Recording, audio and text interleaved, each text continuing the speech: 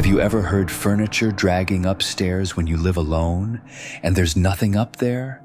What about hearing your own name whispered from behind a locked door you've never opened? This happened to me about 4 years ago and I still can't explain it. I was living in a rental home just outside of Asheville, North Carolina. I'd moved there for a fresh start after a rough breakup and a pretty messy job situation. The house was older, built in the 40s, but it was cheap and had charm, so I didn't question much. Just 2 bedrooms, 1 bathroom, hardwood floors, and a second story that was mostly storage space, or so I thought. The upstairs part was strange. There was a narrow staircase that led to a single room with a locked door at the end. The landlord had told me the upstairs wasn't finished and not to worry about it. It was just used for old insulation and stuff he kept in storage. The door had a heavy deadbolt, and I didn't have a key. Fine by me. I was renting the downstairs, and I wasn't exactly itching to crawl around an attic space filled with fiberglass. The first few weeks were quiet, peaceful even. I unpacked slowly, got used to working remotely, and spent most evenings watching movies on my little couch with a beer in hand, and my dog, Marley, curled up next to me. But then things started to feel off. It started with sounds, not just the typical creaks of an old house settling, but something different. The kind of sounds that made you sit up and strain to hear again. Things moving, soft, shuffling thuds from directly above my head. I told myself it was raccoons or squirrels in the attic. That was logical, right? But Marley didn't think so. He'd sit in the hallway staring up at the ceiling, head tilted, not barking, just listening, frozen. One night, I caught him whining softly and pawing at the base of the stairs. I called his name, but he wouldn't budge, just kept staring up like something was up there watching him. Still, I brushed it off. I was alone, adjusting, and maybe being a little paranoid. Then came the dragging sounds. That's what really got to me. One night around 3:30 a.m., I woke up to the sound of something heavy scraping across the floor directly above my bedroom. A long, slow, dragging noise, like a piece of furniture being moved. It started on the far end of the ceiling and scraped all the way to the other side. I laid there, completely still, my heart punching at my ribs. Marley was whimpering at the edge of the bed, ears pinned back. I wanted to believe it was an animal again, maybe something dragging a branch or, I don't know, but the sound was too clean, too deliberate. The next morning I called the landlord. I asked if there was any chance someone had been in the upstairs storage space. He paused for a long time before finally saying, "No. I don't give that key out. No one's been up there in years." He sounded weird, almost defensive. I didn't push it. A couple nights later, I heard footsteps, this time unmistakable, slow, steady pacing above me, from one side of the ceiling to the other, over and over again, heavy enough that small flakes of dust fell from the light fixture. I didn't sleep that night. I bought a stepladder the next day. I don't know what I thought I'd do. Break the door down, pick the lock? I climbed up to the top of the stairs and just stared at the door. It was solid wood, old, with deep scratches near the base, like something had been clawing from the inside. I didn't touch it. I just stood there until I felt this overwhelming pressure in my chest, like I wasn't supposed to be there. Like something on the other side of that door knew I was there, and it didn't want me to be. That's when the dreams started. For the next 2 weeks, every night I had the same dream. I'm lying in my bed, frozen, while someone, or something, walks slowly down the hallway toward my room. In the dream, I can't move. I can only hear the footsteps get closer, then stop right outside my door. I'd wake up drenched in sweat, heart racing, and every single time my bedroom door would be open, I never sleep with it open. I even started stacking a box of books in front of it before bed to see if maybe I was sleepwalking. But every morning, books moved, door cracked open, always open. Then one night, I heard my name, whispered, not loudly, not threateningly, just soft, slow, like someone testing it out for the first time. It came from the top of the stairs. "Chris." I was in the kitchen pouring myself a drink when I heard it, clear as day. It wasn't Marley. He was outside. I didn't move, didn't breathe, just stared at the stairs, heart in my throat. Then it said it again. "Chris." The voice was female, I think, but distant, hollow. It didn't sound angry. It sounded curious, like it was trying to remember something. I backed out of the kitchen and spent the rest of the night at a friend's apartment. I told myself I was being ridiculous, that I was stressed, imagining things, dreaming while half awake. But deep down, I knew. Something was in that room upstairs. I decided to record it. I bought a cheap little audio recorder and left it at the base of the stairs overnight. The next morning, I took Marley for a walk and tried not to think about what might be on the tape. But when I got back, I sat on the couch, plugged in some headphones, and hit play. It was mostly silence, until around 2:47 a.m. That's when I heard the footsteps again, light at first, then louder, then a sound I can only describe as scraping, like fingernails across wood, then breathing, long, slow, raspy breaths. And then, "Let me out." I dropped the recorder. I didn't even stop the recording. I just unplugged the headphones, grabbed Marley, and left. I drove around for 2 hours with no idea where I was going. I ended up at a Waffle House parking lot, just sitting there until the sun came up. That day, I gave notice to my landlord, told him something came up and I had to move out. He didn't ask questions, didn't even seem surprised. As I was loading up my car the next day, he pulled up to check on the house. I asked him, half joking, half not, if the place was haunted. He just stared at me and said, "You're not the first tenant to leave early." I asked him what was behind that door. He said, "It's better if you don't know." That was it. I moved out that afternoon, found a place in a newer building with neighbors on all sides and 0 locked doors. I don't care how small it is, I just need to hear other people breathing. But I still think about that room, about the voice that knew my name, about the claw marks on the door, about how it whispered from the shadows like it had been waiting for someone to notice it. And most nights, when I can't sleep, I wonder, what if I had opened the door? Creepy, right? Just imagine waking up to a shadow in the corner and realizing it's not just your imagination, but that was just the beginning.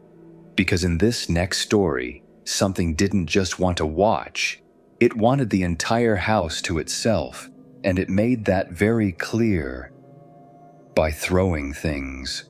Have you ever had things fly across the room for no reason? Like something invisible is just done with you? What if that something was real and it wanted you out of the house? This happened last winter when I was staying at my cousin's place. I was in between apartments, and she offered to let me crash at her rental while she was out of town for work. 3 weeks, free place, quiet neighborhood. It sounded perfect. The house was older, definitely had that creaky charm, but it was nothing out of the ordinary. 2 stories, hardwood floors, old radiator heat. She left a note on the fridge with the Wi-Fi password, some instructions about the thermostat, and a line that just said, "Ignore anything weird, the house does that." I laughed at that part. I shouldn't have. The first 2 nights were uneventful. I spent most of my time lounging around, catching up on shows, ordering takeout. It snowed the second night, and the whole neighborhood got blanketed in silence. That kind of cold, still quiet that feels peaceful until it's not. On the third night, I was lying on the couch when I heard something fall in the kitchen. Not like a spoon dropping or something minor. This was loud. A heavy clatter that made Marley, my dog, immediately bark from the other room. I walked into the kitchen and saw one of the ceramic bowls from the drying rack shattered on the floor. It didn't make sense. The rack was dry, untouched. The other dishes were exactly where I left them. I checked for mice, a draft, anything, nothing. I swept it up and told myself it was a freak accident. That was mistake number one. The next morning, I found the silverware drawer pulled completely open. I didn't leave it like that. I know I didn't. A few forks and a butter knife were sitting on the counter next to it. Just sitting there. I checked the doors, the windows, the locks. Everything was secure. No sign of forced entry. I tried to brush it off. Maybe I was being sloppy and didn't realize it. Maybe I was tired. But that night, it got worse.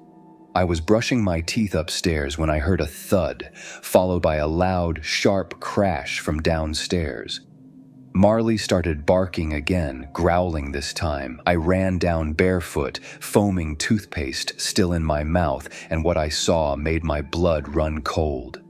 The lamp from the living room's side table was in the middle of the floor, smashed. Not tipped, not bumped, like it had been hurled across the room. I felt this pressure in my chest, not fear exactly, more like confusion laced with panic. Marley stood rigid by the front door, his body low, tail tucked, ears pinned back. He wouldn't move. I backed up slowly, locked the front door again just in case, and called my cousin. She picked up sounding half asleep and confused. "I think someone might be messing with the house," I told her. She was silent for a second and then said, "It's not a person." I waited for her to explain, but she just let out this long sigh and said, "I should have warned you more. It's the house. Or something in it." I asked her what she meant, but she just said, "It throws stuff. It doesn't like people in its space. Just give it space and don't challenge it." I know that sounds insane, but it's real. I didn't even know what to say, but I couldn't argue with what I'd seen. That night, I left every light on and kept Marley in the bed with me. Around 2 a.m., I heard something slam against the bedroom door. Not once, not twice. Over and over, it wasn't subtle, it was angry. Like something was body slamming the other side of the door. Then silence. And then the unmistakable sound of something sliding, wood scraping across the floor. I cracked the door open, heart in my throat. The chair from the hallway was now in the middle of the room, facing my bed, just waiting. I left the door open that night, didn't sleep a second. The next morning I packed a bag. I told myself I'd stay in a hotel for a few days. Marley was acting weird too, nervous, clingy, wouldn't leave my side. I loaded up the car and walked back in for one last sweep of the house before locking up. As I stepped into the kitchen, every single cabinet door was wide open. All of them. I hadn't heard a sound. Then, bang. Something smacked against the back wall of the kitchen. I spun around and saw a wooden spoon lying on the floor. It had come from the opposite side of the room, then another. Then a cup flew past my head and shattered against the wall. I ducked, backed into the living room, and I swear on everything, something invisible charged at me. Not physically, but I felt it. Like a wave of force passed through the room, knocking a stack of books from the shelf, flipping a cushion from the couch. I screamed. I ran outside and slammed the door behind me. The second it closed, everything went quiet. The air felt lighter. I stood in the snow, holding Marley, watching the windows. Nothing moved. I stayed in a hotel that night. called my cousin again and demanded she tell me everything. She finally admitted that the landlord told her the house had history. The owner before her only stayed 6 months. Before that, 3 different tenants in 2 years. Always the same complaints, stuff being moved, things breaking, aggressive energy. One guy even claimed he was pushed down the stairs. He left in the middle of the night and never came back. The landlord blamed the house's age, said it creaked and groaned and had bad insulation.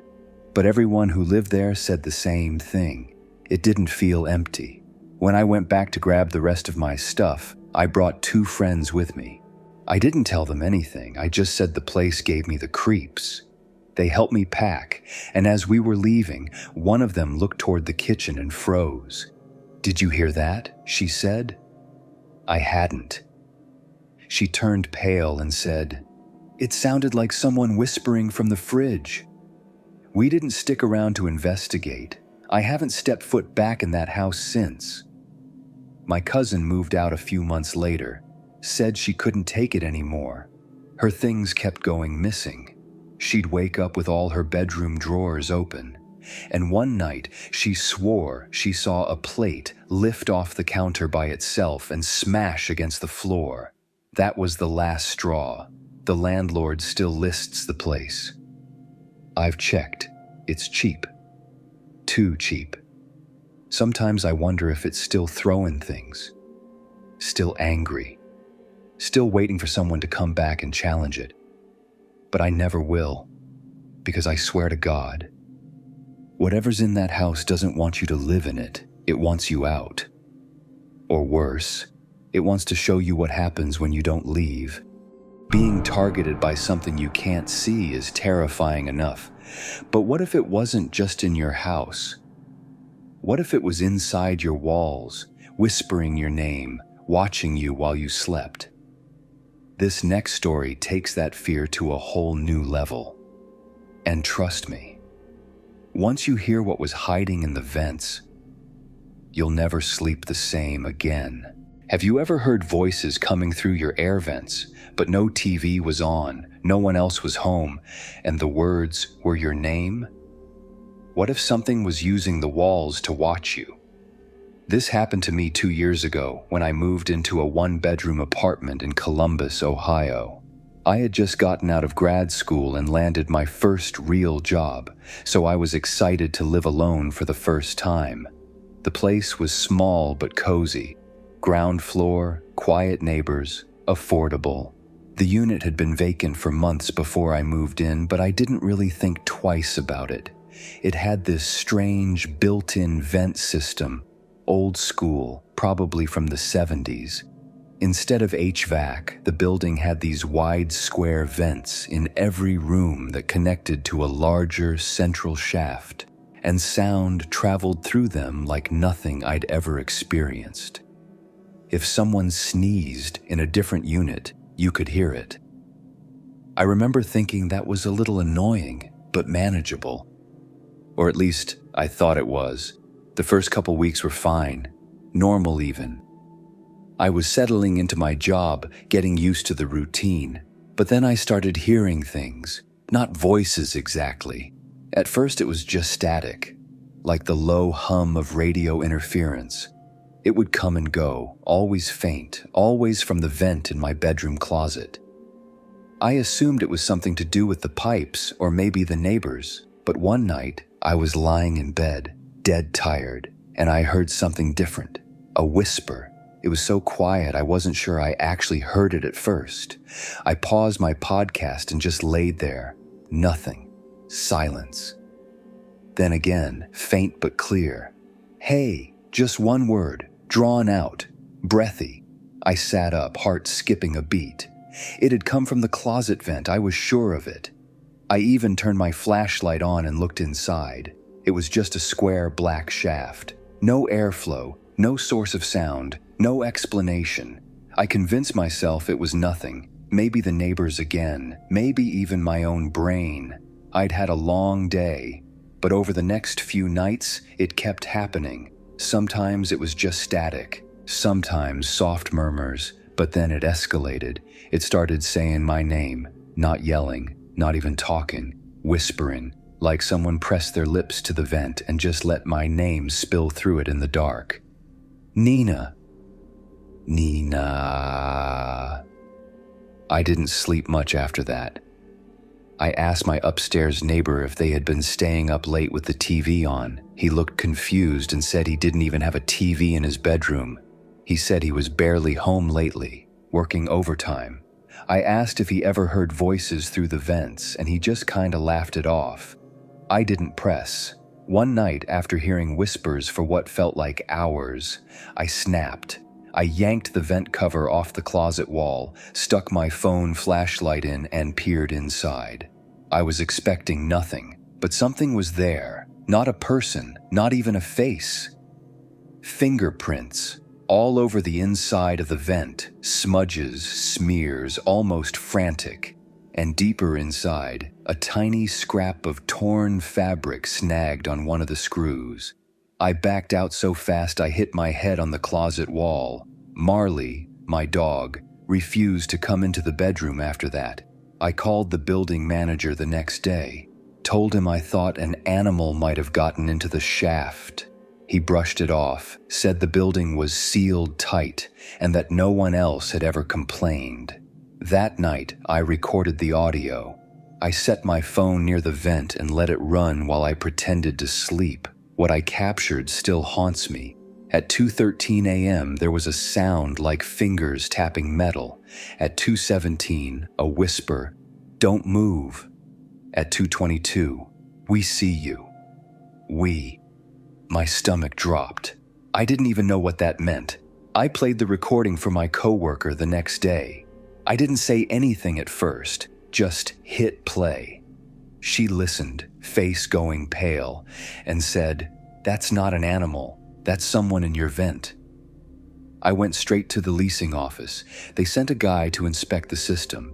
He climbed up on a ladder, shined a light down the shaft, and after a minute, called me over with this look on his face like he didn't want to say what he was thinking. He said, "There's something lodged in the main access tunnel.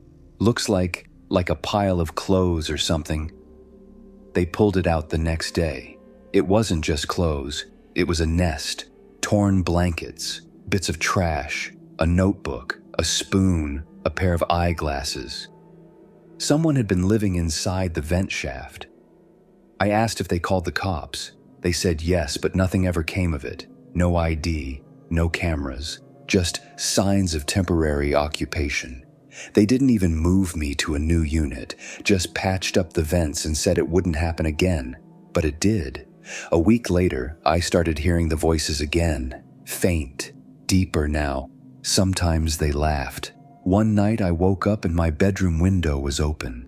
I never opened it. The screen was pushed in. I checked the lock 3 times before bed.